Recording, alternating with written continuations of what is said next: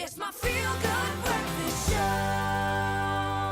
Well, welcome back. It's your feel-good breakfast show. It's Expresso. And can you believe it? It's that time of the year already where the mid-year exams are literally around the corner for school learners.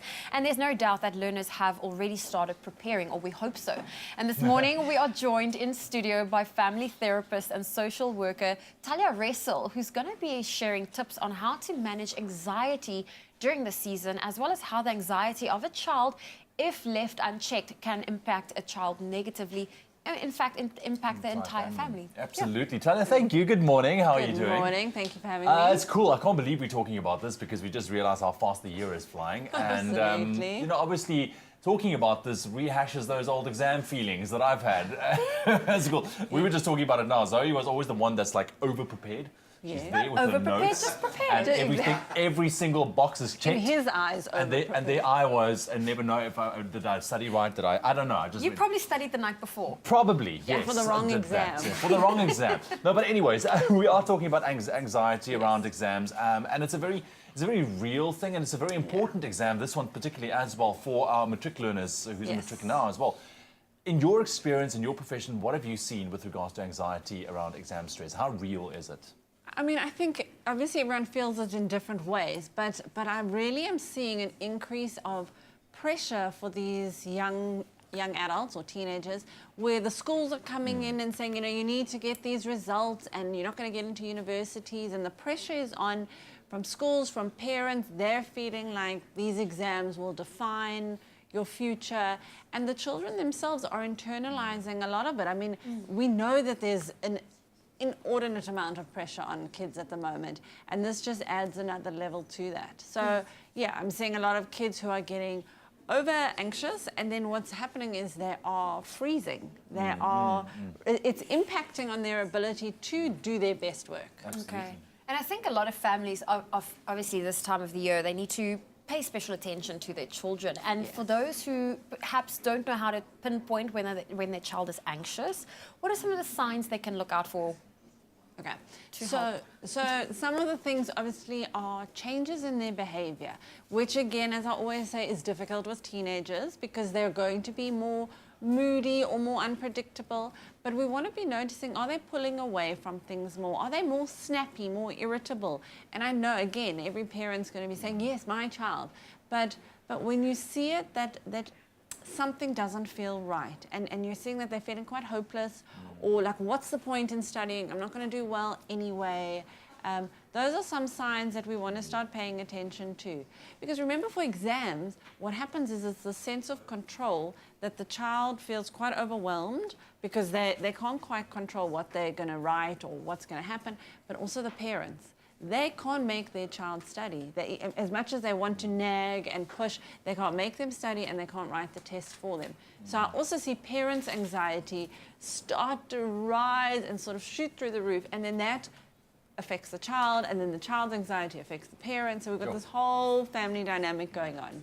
Now, there's definitely a lot to think about, and I mean, as a parent, you know your child best. You will see if there's something off, if something's amiss a little bit. But we are going to be continuing this discussion with Talya a little bit later on your parenting this morning. It's a Wednesday on your Feel Good Breakfast Show. Stick around. It's my feel-good breakfast show. Welcome back. You're tuned into your Feel Good Breakfast Show. This is Expresso on SABC3. It's so good to be hanging out with you. Now, we are back with our parenting discussion this morning. Earlier on, we were joined by family therapist and social worker Talya Ressel. She is back with us right now, sharing insightful tips for managing anxiety during the upcoming exam season. I can't believe we're at that stage of the year already, and we're continuing that conversation with her right now. Talya, thank you very, very much for joining us. Yeah, here we go, hey? Yes. Almost into the 5th month of the year. And before that gives people anxiety. I know. We're getting there. This is prep. Yeah. It's not quite in We're it not there yet. yet. We're not fueling the anxiety, but you mentioned earlier that it has quite an impact, this child's anxiety on the family's anxiety on the child. It's a whole cycle, but what are some of the things, the measurements we can put in place to reduce it, not only for the student who needs to study and pass the exams, but for the family as a whole, just to manage the anxiety? So I think talk about it, obviously, to name what's going on, and talk with your child about what self-care. I mean, I know it's a buzzword, self-care, but talk to them, how do you manage your stress? What works for you? This is what I do. This is what, how would you like me to help you?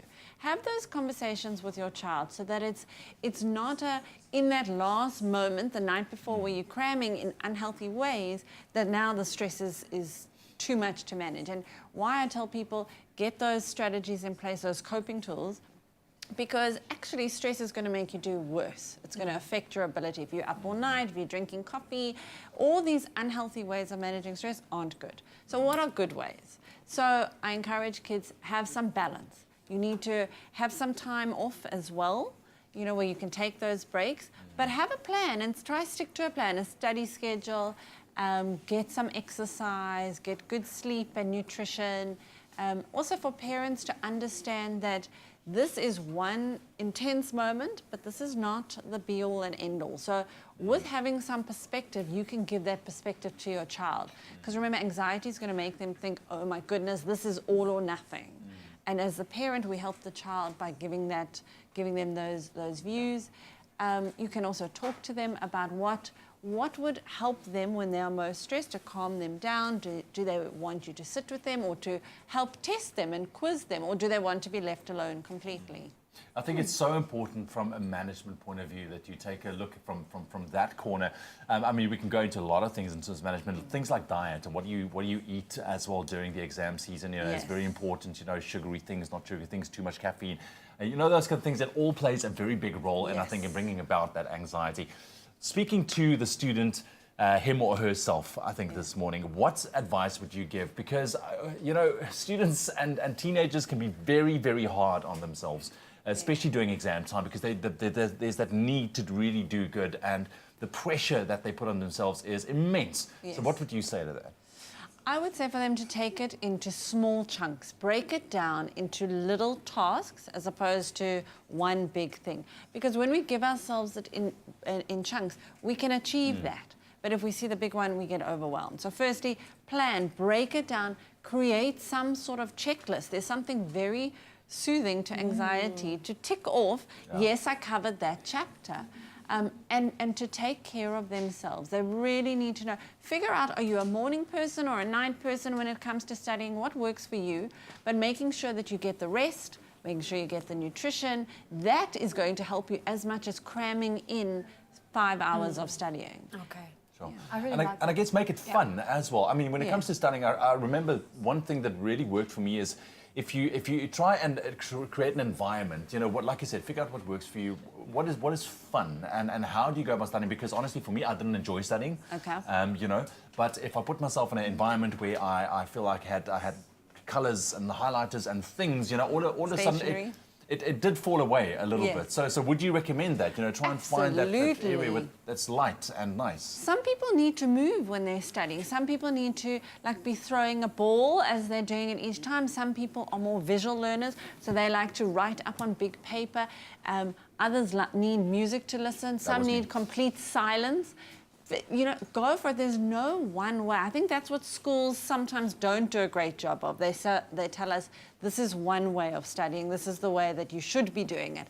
But every learner learns differently, and you've got to figure out what way. So try different methods. Absolutely. Do jumping jacks while your parents are quizzing you. I mean, all this blood flow. It's good. It's good. It's healthy. It is and good. reward yourself.